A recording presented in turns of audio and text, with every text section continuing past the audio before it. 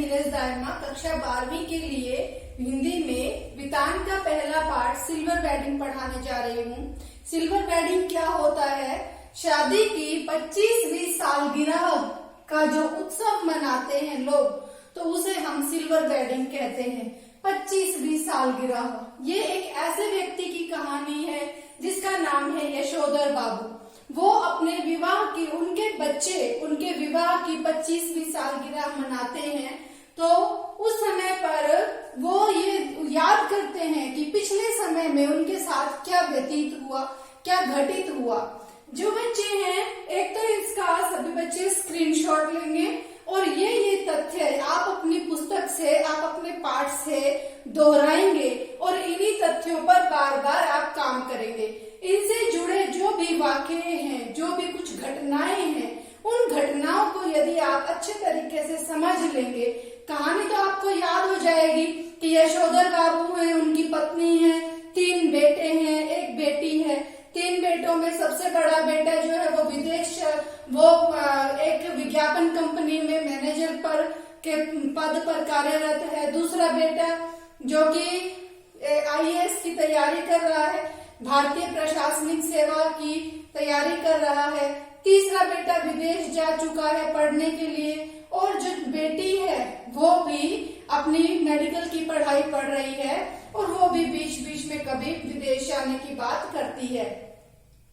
और जो यशोधर बाबू हैं, उनकी पत्नी, वो पहले, क्योंकि ये इतने साल पुरानी इनकी शादी हो चुकी है, तो वो पुराने विचारों की महिला थी, लेकिन आज अपने बच्चों के साथ में मिलकर वो अपने पुराने विचारों को छोड़कर और समय के साथ तालमेल करते हुए अपने आप को आगे के समय में बढ़ा लेती हैं। आज वो मॉडर्न हो गई हैं। ये पूरी कहानी इन्हीं बातों के चारों तरफ घूमती है। अब यहाँ पर सबसे पहली बात, हम जो तथ्य यहाँ पढ़ने वाले हैं उसके बारे में, कि यशोधर बाबू के विचार पुराने हैं और आज की जो युवा पीढ़ी है, जो पाश्चात्य संस्कृति से प्रभावित है, वो उसमें सहानुभूति के पात्र नहीं है। क्यों? क्योंकि आज की युवा पीढ़ी के अनुसार वो सहानुभूति के पात्र नहीं है। उन्हें अपने समय से आगे निकलकर आज के युवा वर्ग के साथ में तालमेल बनाना चाहिए था। लेकिन जो यशोधर बाबू हैं, वो अगला जो पॉइंट है हमारा, वो यशोधर बाबू जो हैं वो नए की तरफ आकर्षित तो होते हैं। उनका बेटा घर में फ्रिज लाया, घर में गैस लेकर आया, वो उससे प्रभावित हैं, खुश हैं, लेकिन फिर भी उनका ये कहना है कि वो पुराने को नहीं छोड़ना चाहते। वो अपने जो पुराने विचार हैं उनको त्याग करना नहीं चाहते। आज के युग में यह सत्य भी है कि हमें नए की तरफ आकर्षित तो होना चाहिए, लेकिन जो पुराने तथ्य हैं उनको तथ्यों के आधारित मानना चाहिए। अगर वो बातें सही हैं तो हमें उनको अपनाना चाहिए, और यदि वो समय के अनुसार हमें समय से पीछे धकेल देती हैं तो हमें उससे आगे निकलने का प्रयास करना चाहिए। इस कहानी में लेखक ने हमें यही बताना चाहा है कि यशोधर बाबू के द्वारा वो ये बताना चाहते हैं कि हमें नए की तरफ आकर्षित तो होना चाहिए, परंतु अपने सभी पुराने मूल्यों को त्याग नहीं करना चाहिए। अगला तथ्य है, उनमें और उनके बच्चों में पीढ़ी का अंतराल है, 2 पीढ़ियों का अंतराल है। जो यशोधर बाबू हैं, उनके विचार और उनके बच्चों के विचार, उन दोनों में तालमेल नहीं है, सामंजस्य नहीं है, एक रूपता नहीं है, तो वो आपस में एक दूसरे के विचार उनसे मिलते जुलते नहीं है। इसके बाद अगला जो चौथा पॉइंट है, चौथी बात है इस पाठ के आधार पर। वैसे तो हर आदमी का अपना अलग नजरिया होता है। कोई व्यक्ति इस पाठ में कुछ और भी तथ्य निकाल पाएगा और मैं खुद और भी तथ्य निकाल पाऊंगी, लेकिन अभी इस समय मुझे जो महत्वपूर्ण लगा उन तथ्यों को मैंने यहाँ पर रखा है और मैं चाहती हूँ कि आप इनको अक्षरशः याद करें। मतलब बिल्कुल ऐसे के ऐसे आपको याद होने चाहिए कि यशोधर बाबू नए की तरफ आकर्षित होते हैं, परंतु वो पुराने को छोड़ना नहीं चाहते।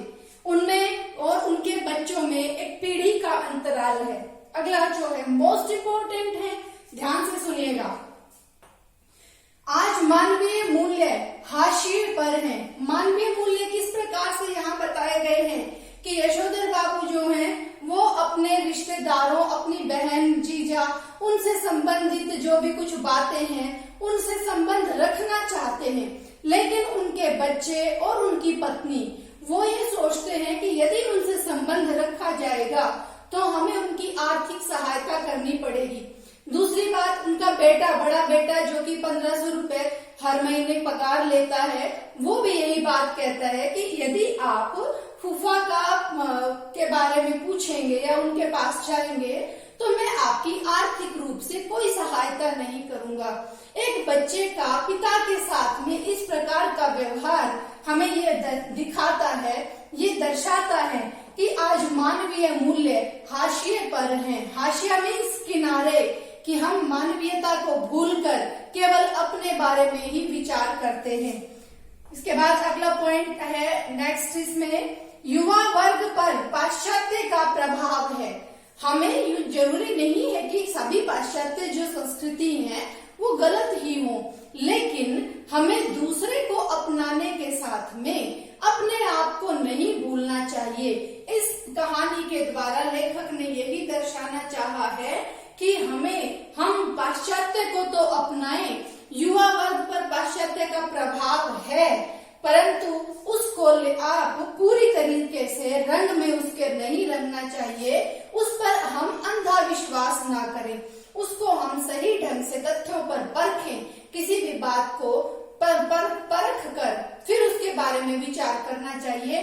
लेकिन यहाँ बताया गया है कि युवा वर्ग पूरी तरह से अंधानुकरण करके पाश्चात्य पर आधारित है।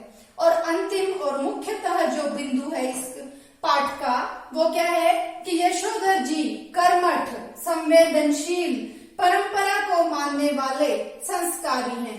कर्मठ कैसे हैं? वो अपने ऑफिस में सही समय से जाते हैं, सही समय से वहां से बाहर निकलते हैं। संवेदनशील हैं, वो हर व्यक्ति की जो भावनाएं हैं उनका ध्यान रखते हैं। किशनदा का अपने जो कलीग हैं, अपने जो मातहत हैं उनकी बातों का ध्यान रखते हैं। वो परंपराओं को मानने वाले हैं और संस्कारी व्यक्ति हैं। आप सभी इन बातों को अवश्य ध्यान में रखें। इसके अलावा जितनी बार आप पाठ को पढ़ेंगे उतनी बार आपको नए तथ्यों के बारे में पता चलेगा और ये सभी बातें आपके दिमाग में अच्छे तरीके से बैठ जाएंगी। आज के लिए इतना ही, मिलते हैं अगले वीडियो में। धन्यवाद।